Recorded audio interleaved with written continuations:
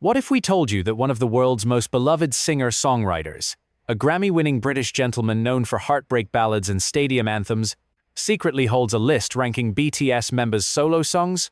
No, this isn't some fanfiction pulled from the depths of the internet or a TikTok theory thread gone rogue. This is real. And the man behind this unexpected K-pop twist, none other than Ed Sheeran. Now, hold up. Before you imagine Ed Sheeran dancing to Butter or hitting a high note in Serendipity, let's back up a bit. Over the years, BTS and Ed have built a musical connection that most fans overlook. Ed isn't just a casual listener. He's written songs for BTS, remember, Make It Right?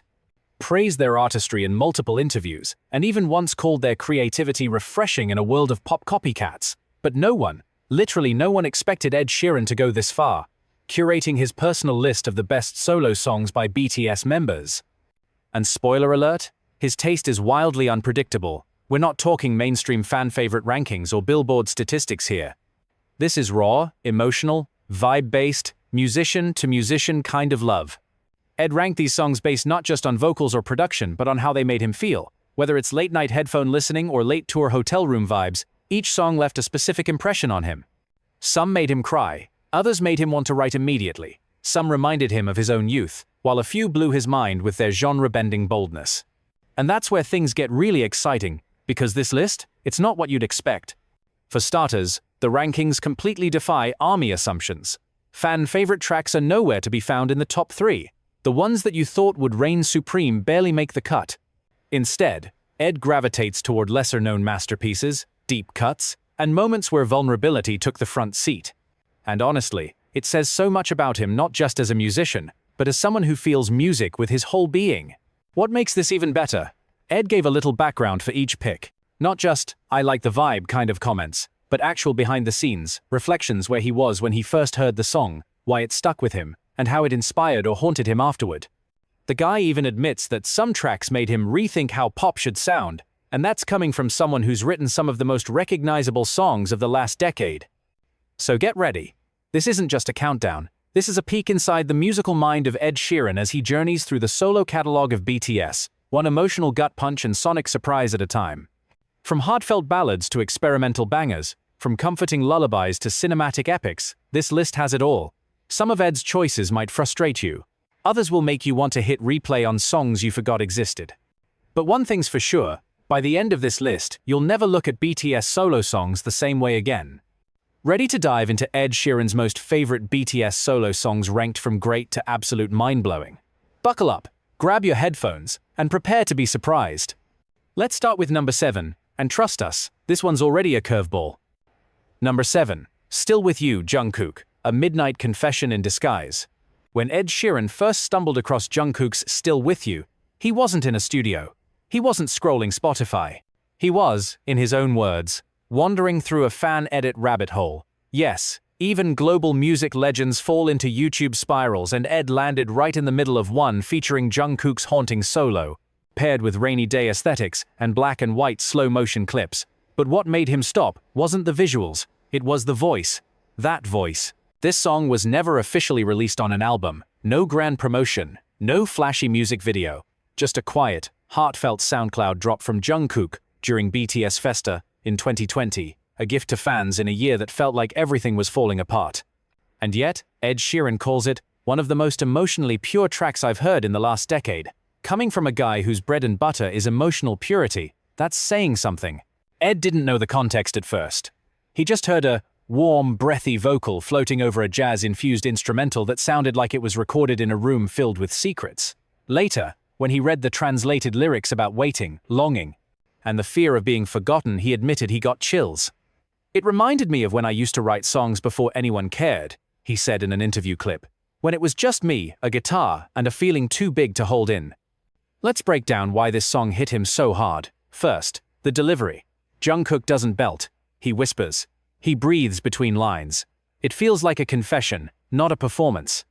There's a quiet vulnerability that Ed says is rare in modern music, where everything's polished and tuned to perfection. In Still With You, every note feels human, imperfectly perfect.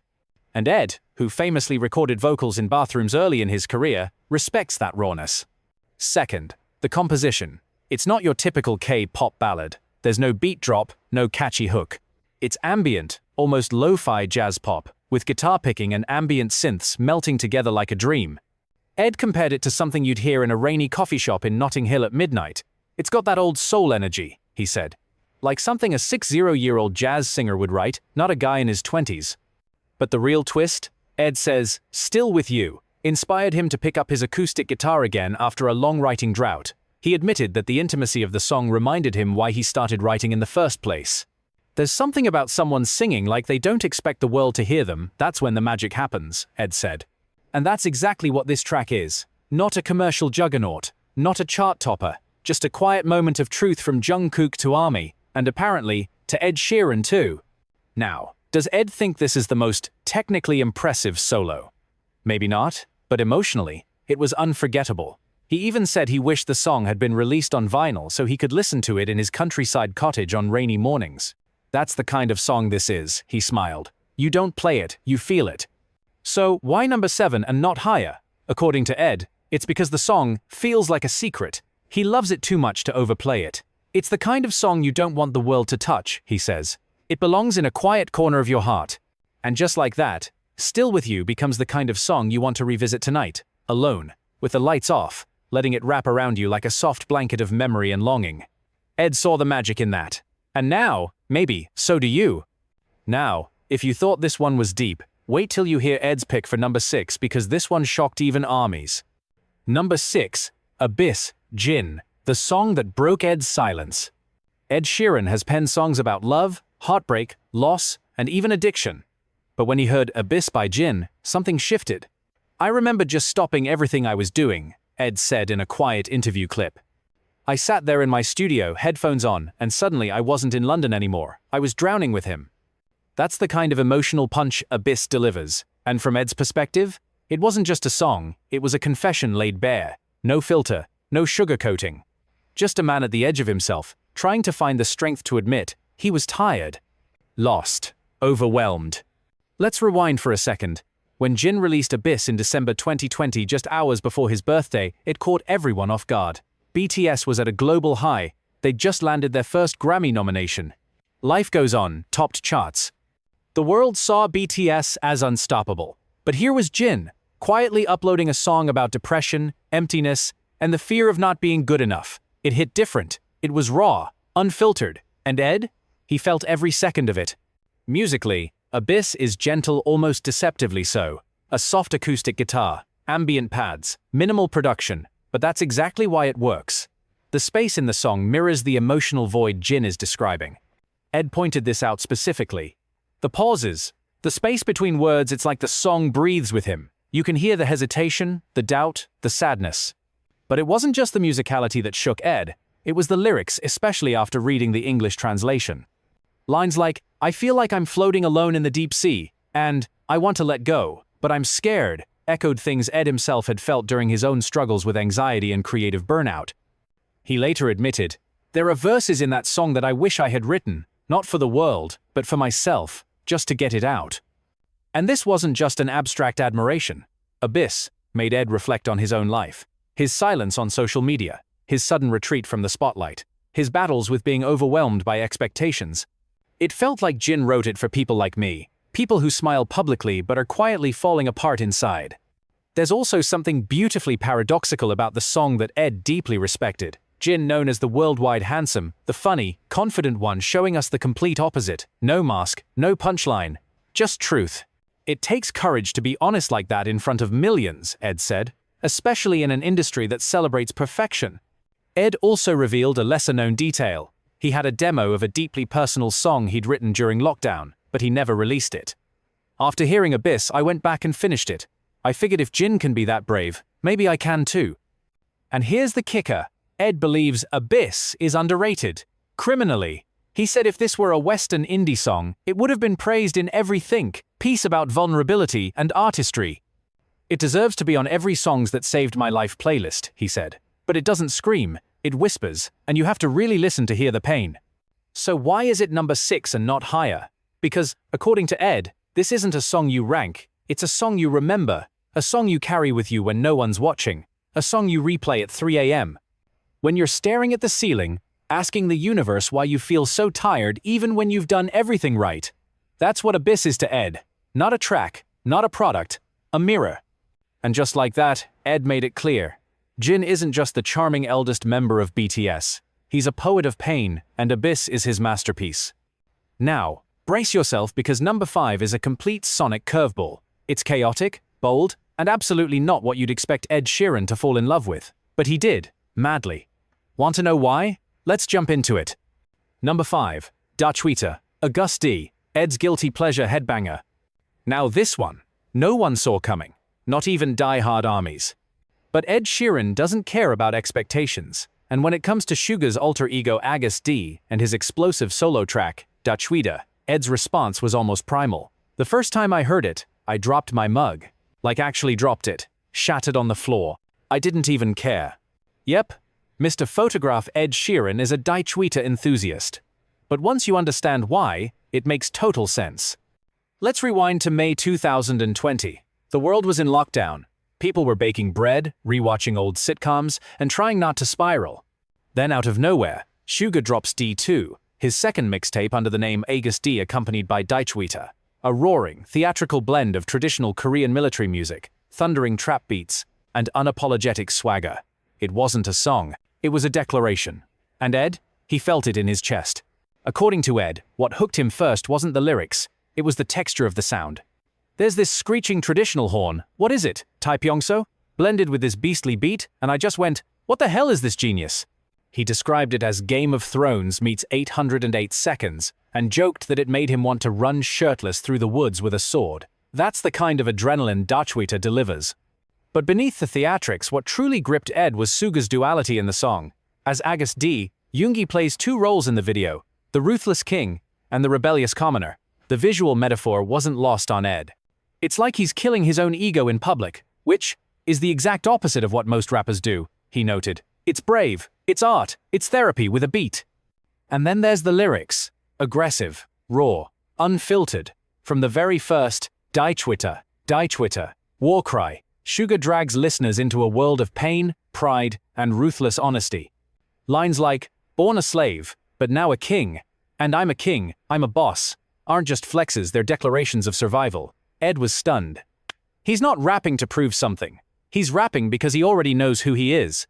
The reason Daechwita holds such a special place in Ed's heart is because it showed him a version of artistic rebellion that was rooted in culture. This isn't just another rapper talking about cars and money. This is a man weaponizing his country's history to claim his own future, Ed said. It's poetic, it's political, it's personal. But it goes even deeper. Ed admitted he struggled for years with reconciling his success and his past. When you grow up with nothing, and suddenly you have everything, it messes with your head. You don't know who you are anymore, he said. And in Daechwita, he found someone else wrestling with the same ghost. One of Ed's favorite moments?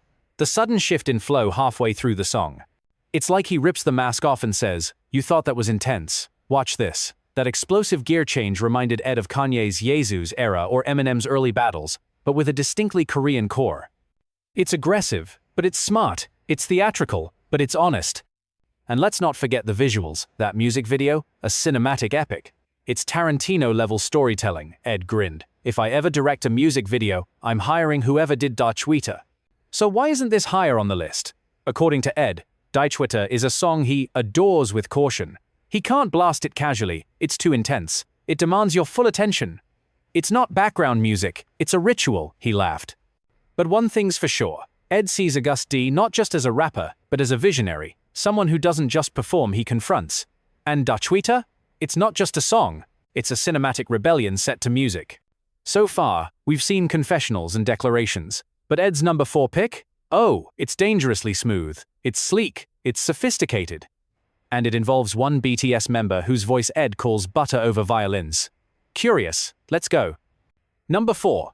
Singularity, V, Velvet, Vulnerability, and the voice that haunts Ed Sheeran. By the time Ed Sheeran got to Singularity, he was already deep into exploring BTS's solo discography. But when this track came on, he stopped everything. It felt like I walked into a dream I wasn't supposed to be in, he said. And V's voice? Mate, it stayed with me for days. Released in 2018 as the intro track to BTS's Love Yourself, Tear, Singularity wasn't just a musical experiment, it was a visual and emotional plunge into identity, isolation, and internal conflict. And for Ed, who has studied soul, jazz, and R&B for years, it was like discovering a secret Marvin Gaye record recorded in another universe. Let's talk vocals first. Ed Sheeran, a known vocal perfectionist, said it plainly. Taehyung's voice on this track is silk. It's bruised, warm, lonely like a saxophone that can sing. That low baritone? That velvet rasp?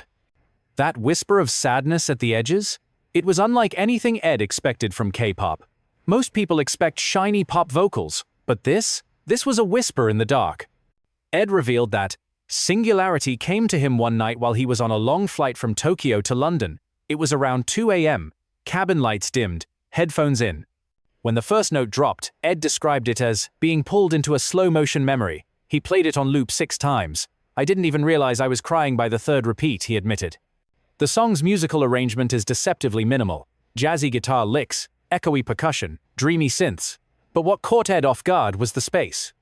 There's so much room to feel. Every second of silence is intentional. Every breath matters, he said. That's master-level production. Lyrically, the song is a metaphorical masterpiece. Written by RM, the lyrics explore losing one's sense of self, performing a version of yourself to the world, and the terrifying numbness that comes when you no longer recognize who you are. Ed was floored. It reminded me of the times I stood on stage, thousands cheering, and still felt invisible, he said. That line, did I lose myself or did I gain you? Man, that's Shakespeare-level heartbreak. The music video? Oh, Ed loved it. Minimalist, yet eerie. Taehyung dancing with masks, swinging chandeliers, and shadow play. It was like watching a short film by a South Korean David Lynch. That one scene where he falls backward into water? That's exactly how the song feels, Ed reflected. You're floating, falling, drowning, and you don't even try to fight it. What impressed Ed most was the emotional maturity of the performance. Taehyung isn't acting, he's channeling something, Ed said. There's this quiet desperation that's so controlled, so refined, it's almost more heartbreaking than screaming. Ed also pointed out that Singularity would fit perfectly on a Western neo-soul or alternative R&B album. He even joked that he wanted to duet it with V at some smoky jazz bar in Paris. It's the kind of track that makes you want to order red wine and talk about heartbreak you haven't even experienced yet, he laughed. And it's not just about the sound. To Ed, Singularity is a feeling, a mood, a state of being.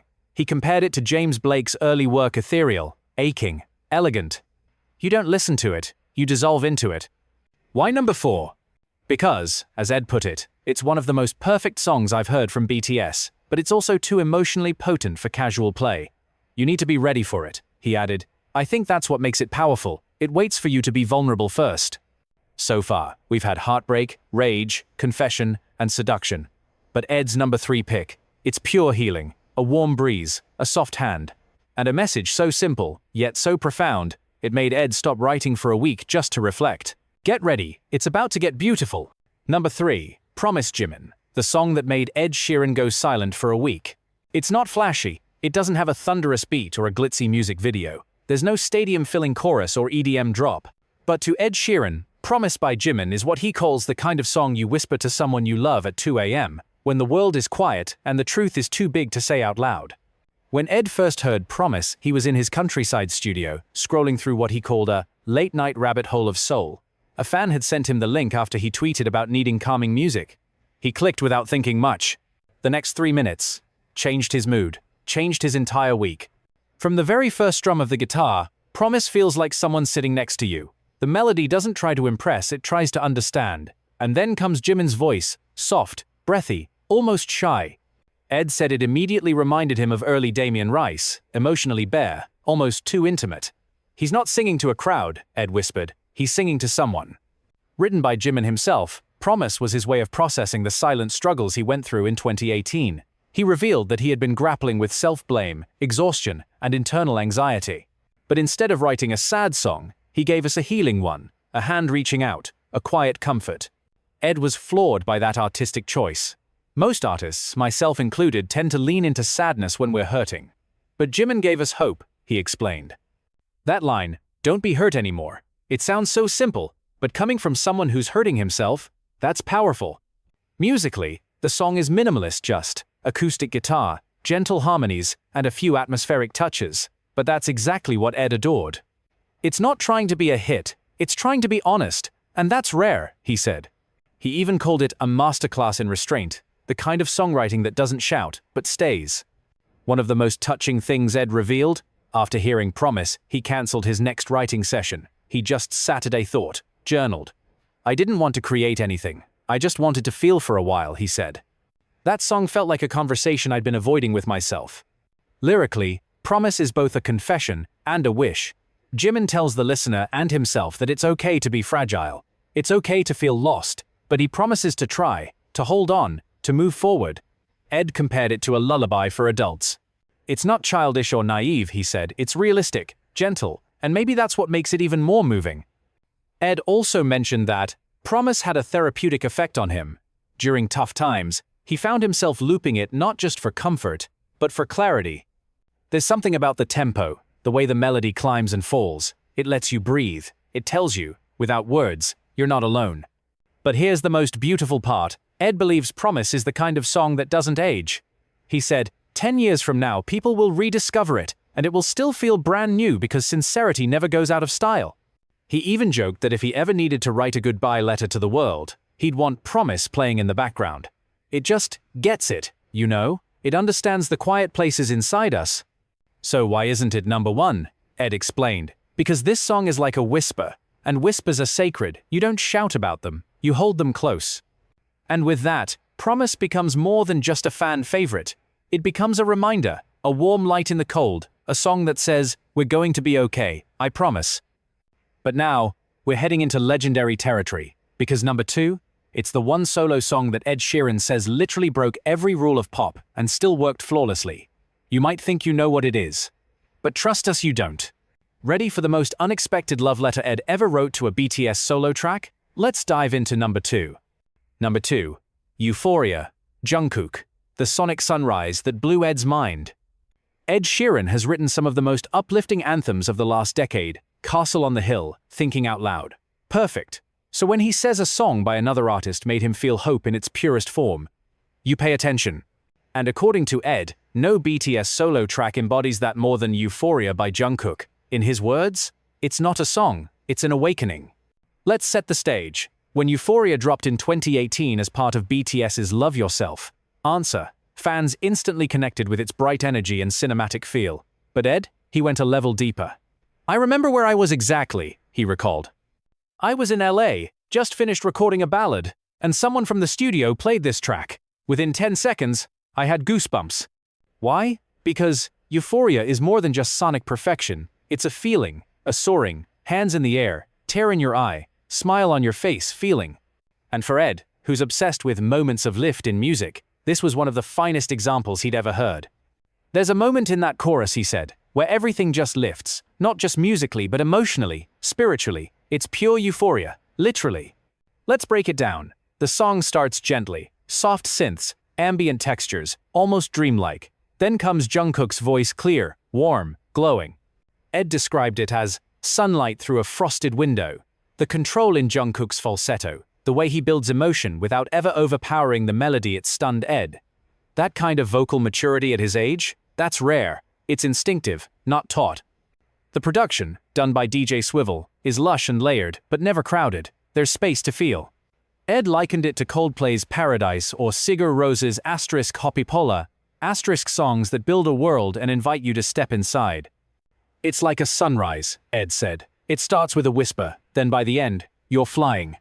But here's where it gets emotional. Ed revealed that Euphoria reminded him of the first time he performed for his wife Cherry in private. She was sitting on the floor, head tilted, eyes closed, and I remember thinking, I want to make her feel this forever. Euphoria took me right back to that moment. Lyrically, the song is filled with innocence and wonder. You are the cause of my euphoria, but Ed believes it's also quietly profound. It's about letting go of fear, about finding that one person, or even that one moment, that makes life make sense, he said. We all chase that. We all need that. And then, the bridge. Oh, the bridge. That delicate piano, the echoing drums, and Jungkook's breathy, almost trembling delivery, it broke Ed. I remember sitting there stunned. Like, how did someone so young capture something so big? He said, it's joy, but also longing. It's happiness that knows how fleeting it is.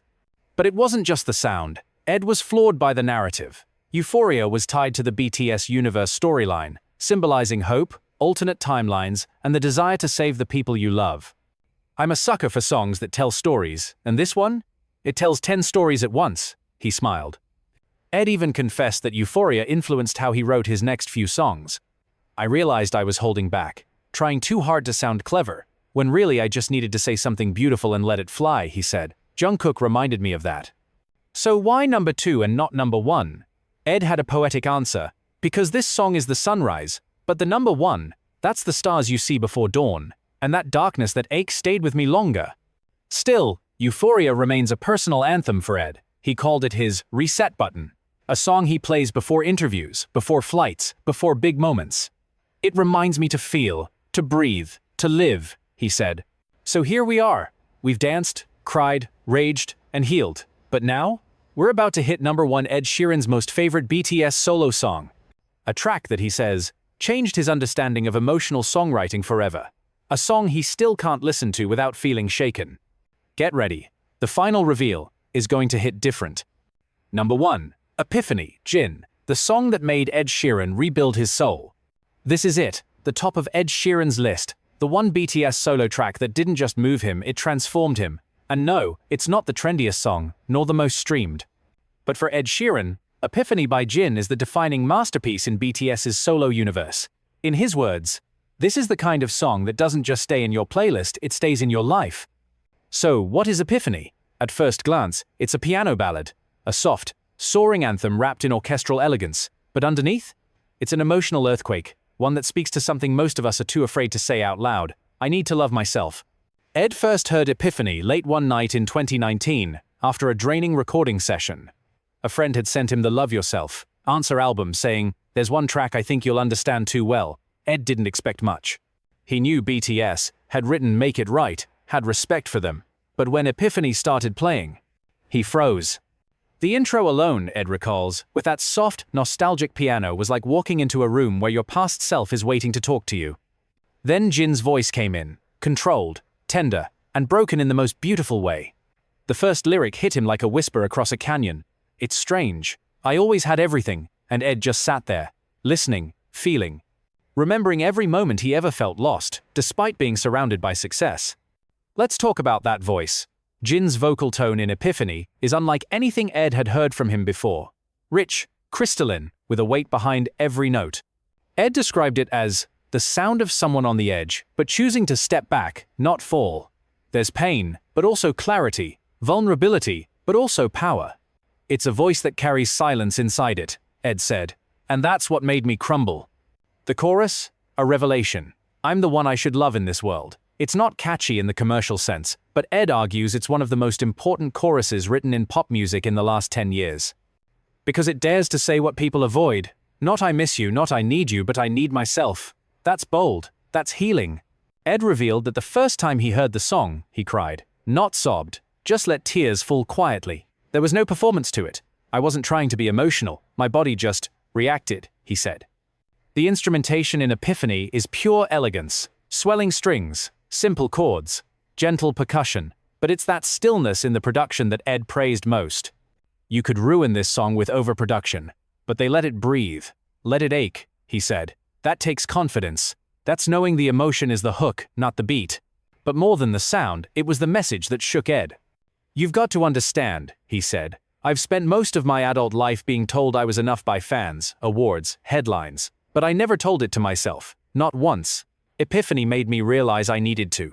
That realization was so powerful, Ed took a break from writing for several days. I went for walks. I turned off my phone. I journaled. I asked myself hard questions. All because of this track. He even called it his musical mirror. Ed later shared that he considers Epiphany not just a song but a mental health anthem, one that should be used in therapy, meditation, and moments of deep self-reflection. There are very few songs that feel like medicine. Epiphany is one of them, he said. And then there's the live performance. Ed said watching Jin perform it live with trembling hands, eyes almost always close to tears, was like witnessing someone confess their soul in public. He admired how Jin, often the quiet member, chose this as his defining musical statement, not a loud flex, but a soft truth. That's what makes it more powerful than 1,000 high notes, Ed said. So why number 1? Because Epiphany did what no other song on the list could. It brought Ed Sheeran back to himself. It reminded him that music isn't always about impressing the world, but about coming home to your heart. This song healed a part of me that I didn't know was broken, he said. And for that, it will always be number one. And there you have it. From whispered confessions to sonic revolutions, from shadowy jazz ballads to radiant declarations of self-love, this is Ed Sheeran's ranking of the most powerful BTS solo songs, not based on charts, not based on fan wars, but based on how they made a world-class songwriter feel. And maybe, in listening through his eyes, we learn to love these songs in a new way too, because in the end, music isn't about the noise it makes, it's about the silence it breaks. Thank you, Ed. And thank you, BTS.